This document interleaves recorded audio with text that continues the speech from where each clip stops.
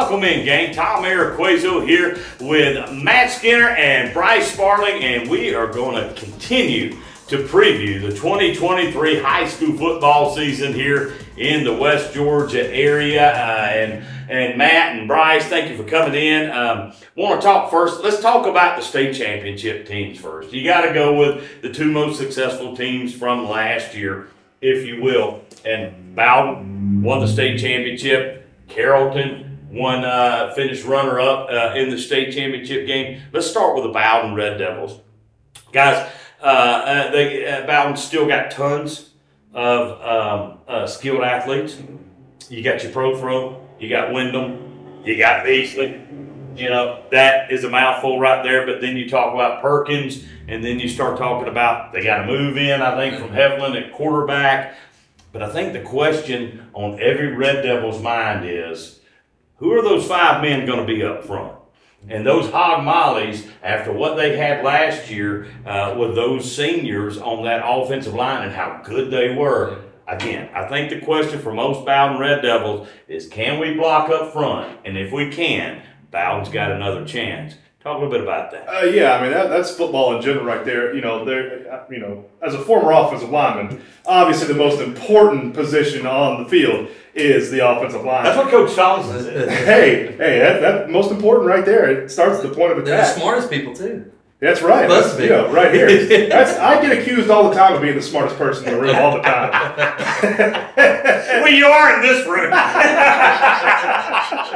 But it is, and you know, you don't want the buck to stop with this class that's coming up. When you're an offensive lineman, defensive line too, they're losing a lot on the defensive line. 7 seniors they graduated on an offensive line, Bowden did. Big key to the success. I mean, some of the holes they opened up last year for Harbison, I'm pretty sure I could have ran through. I mean, some of those games I think I could have ran for over the century mark. I mean, it was massive holes that offensive line opened up. This year, the page flips over. You get a new quarterback, you get a new running back in there, new offensive line, a lot of new guys. But I can guarantee you those kids are in the weight room working just as hard, if not harder, than that group was last year. Oh, and by the way, back-to-back state weightlifting champions, the Bowden Red Devils, they just got their rings a couple weeks ago. That pays dividends on the football field, on the gridiron on Friday nights.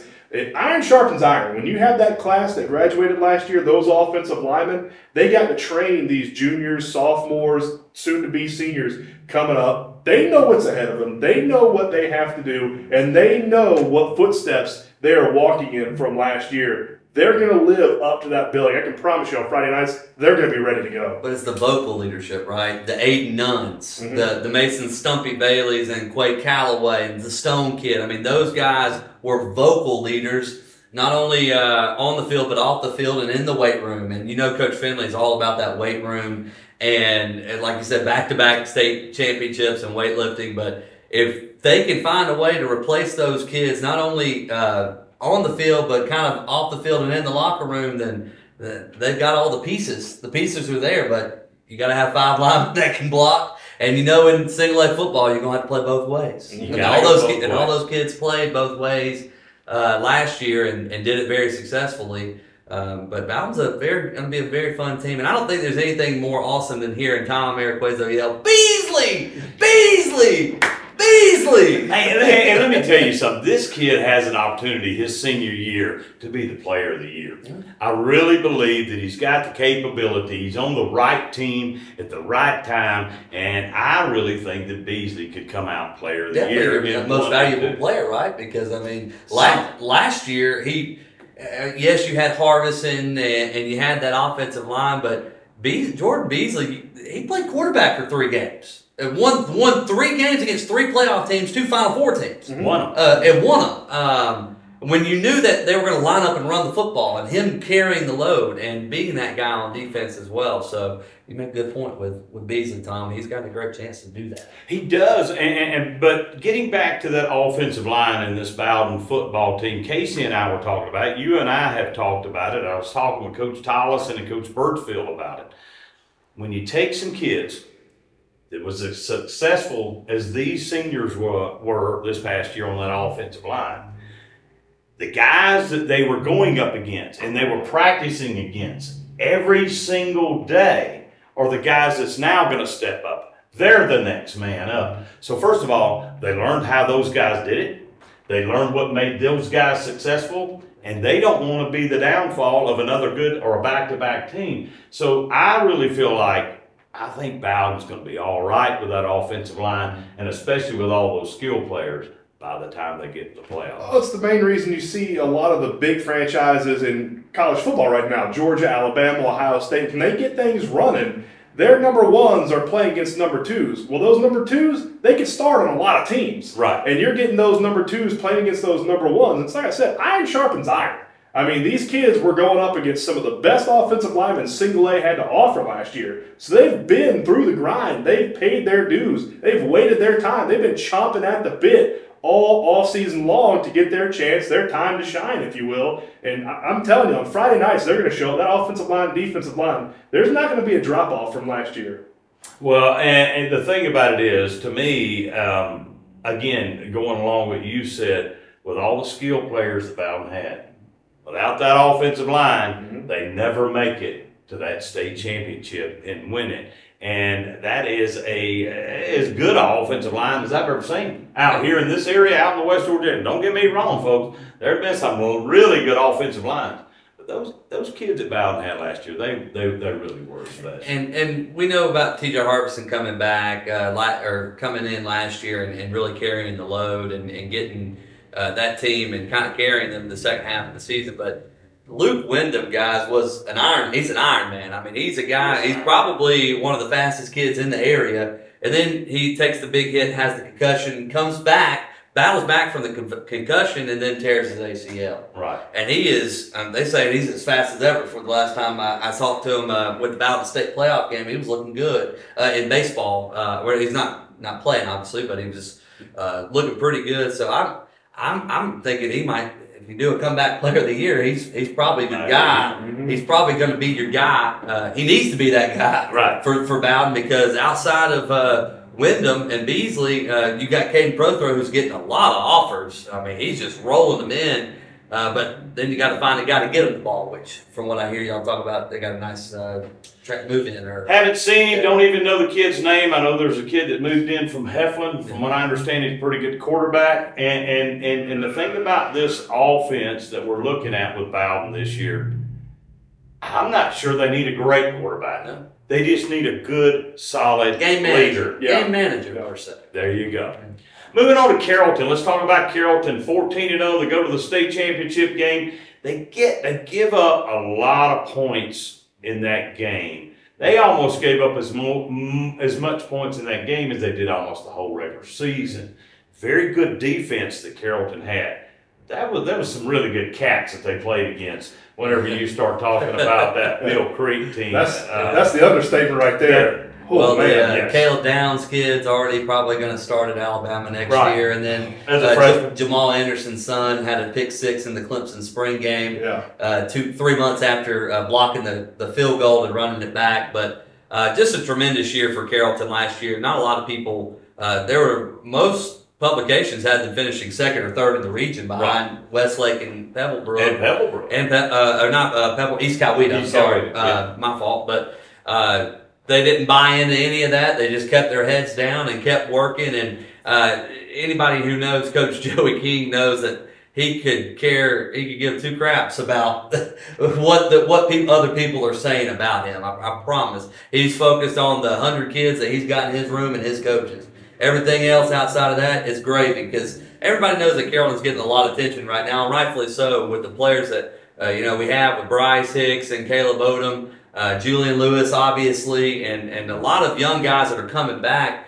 But the thing that impresses me so much, Tom, is they're not letting that get to them. It's a one day at a time, one play at a time, one step at a time, and it's a brotherhood. And hungry. And they're still hungry. You got to know that they're still hungry, because that was something that the Coach Birchfield and Coach Tollison and I were talking about whenever we got together, is Bowden, it's a different deal. Bowden's going into this season with the bullseye on their back.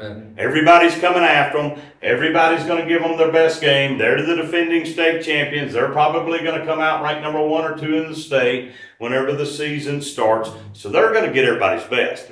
They're trying to repeat. Carrollton, on the other hand, they lost that last game of the year. They got a little taste. They got that taste. Yeah, and then you got these kids that made it to that state championship game, and they knew they were this close to winning a state championship. You got to feel like that hunger's there. Odom, Juju, Levi, Hicks. You know, those kids they're hungry. Yeah, and they're going. I mean, because Odom is coming back. He'll be a senior. Yeah, Odom will be a senior. And, I mean, all your skill players are still. I mean, you got a ton of great skill players. Again, I think when you look at Carrollton, you got to look at the offensive line again. Yeah. If their offensive line can outplay their size, kind of like they did last year, because they were a little undersized in the 7-8. Well, they had a freshman by the name of Zakai Helton who just got a Georgia offer, got an Alabama offer. He's going to be your starting center as a sophomore this year, 6'2 and a half, 300-pounder.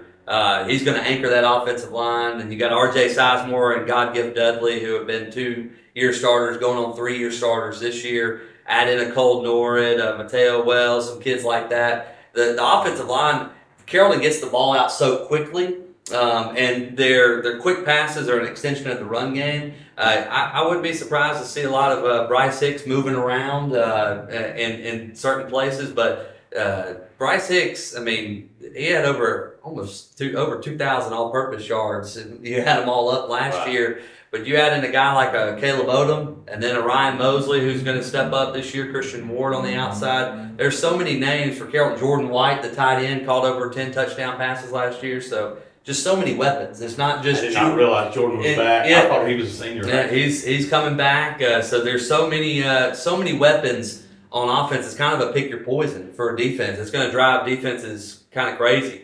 Coming up on Friday nights, I'm going to enjoy watching it. That's for sure. Guy you like over there wearing the gold and black at Carrollton. Carries the same name as you, and that's not why you like him. You like him because he's a package of dynamite. He's a little guy that is not getting the love that he deserves. Makes me so mad. I don't understand.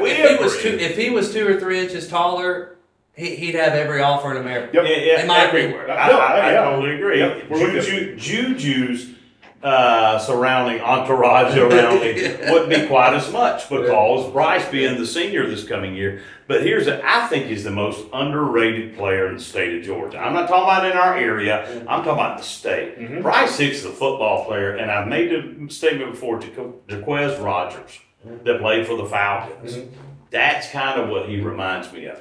How many kids like that do you know that can carry the ball 34 times a game?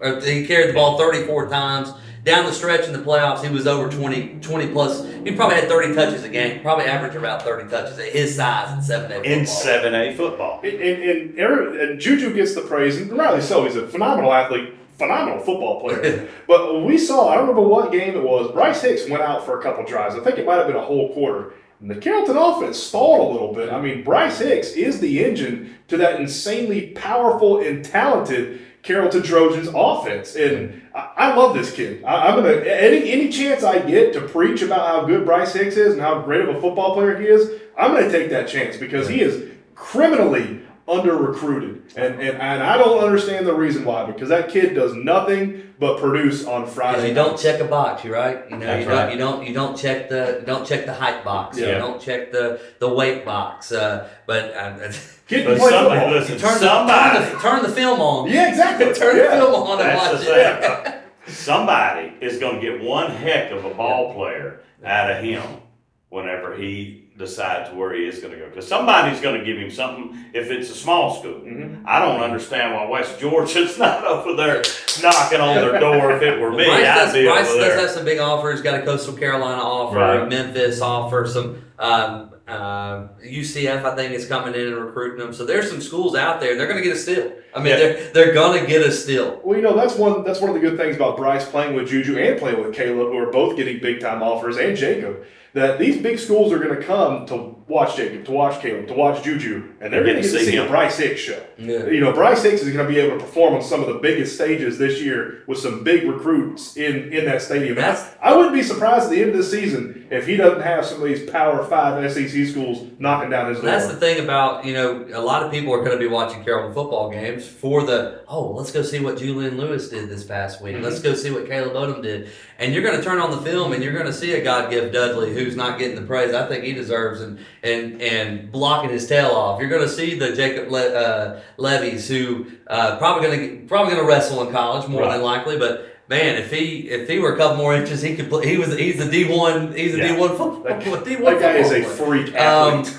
At the linebacker position, Brody Bradburn and Montrez Smith. Montrez just committed to Duke. He's probably the fastest player on the team. Played middle linebacker for us. Then you got Brody Bradburn, 3-year start. Not many 3-year starting linebackers in Carolina football history. I count maybe 10, and he's one of them. And he's coming back. He's not getting a lot of looks. So.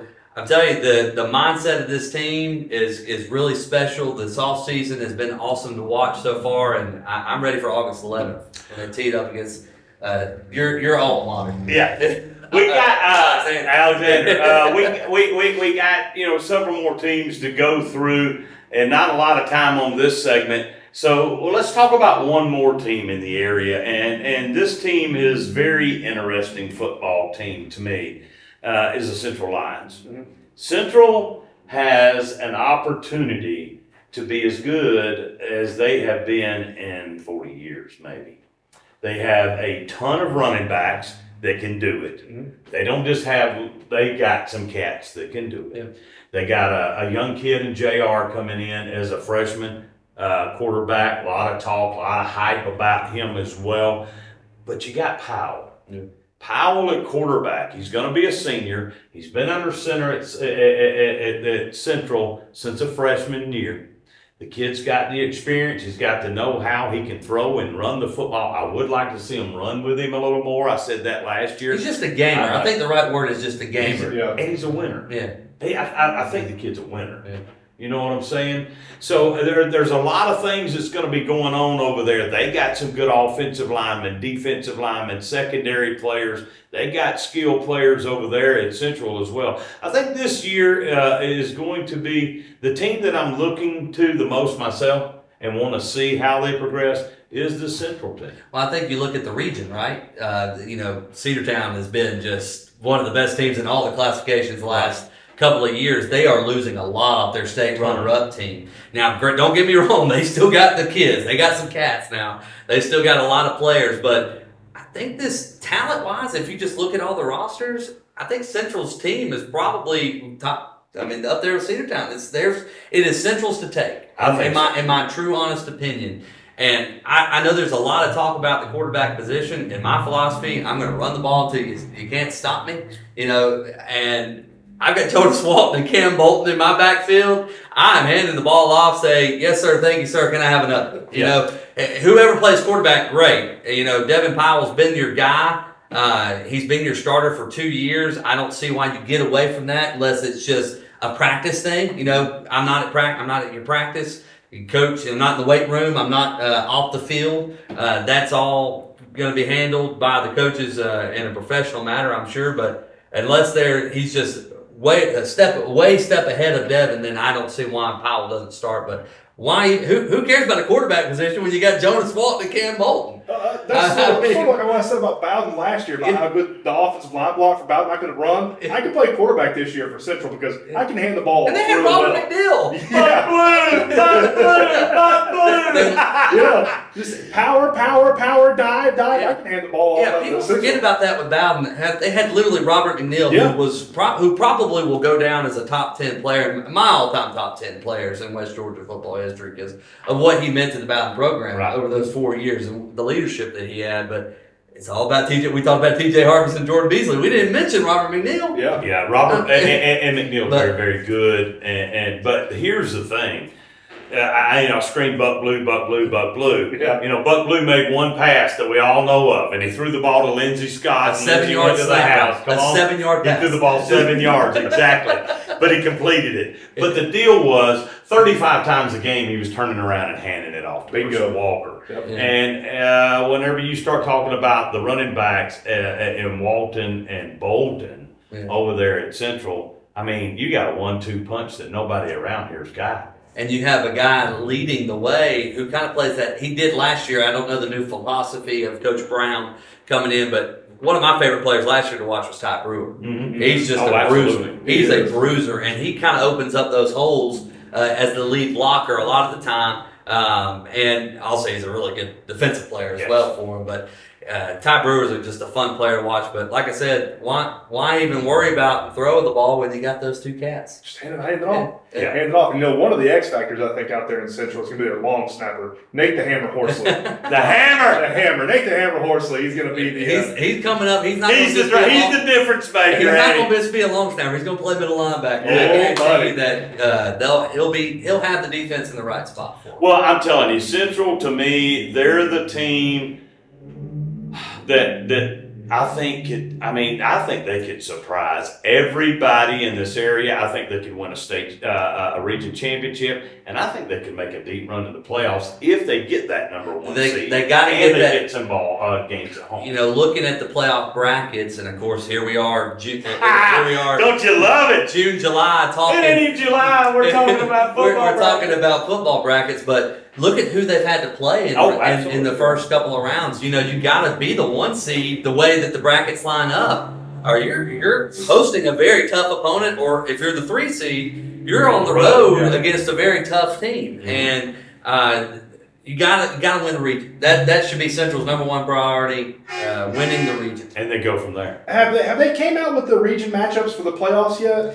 I have not looked. Okay, I looked a couple weeks ago. I didn't see them yet. I don't know if they were. The last time I thought they changed every 2 years, but apparently they do change every year. Yeah. So I was under the impression it was just going to stay like the region alignments and stuff, and they just stay the same for 2 years. Which that's we could do a whole other show on region alignment and classifications, but we won't go there. we won't go.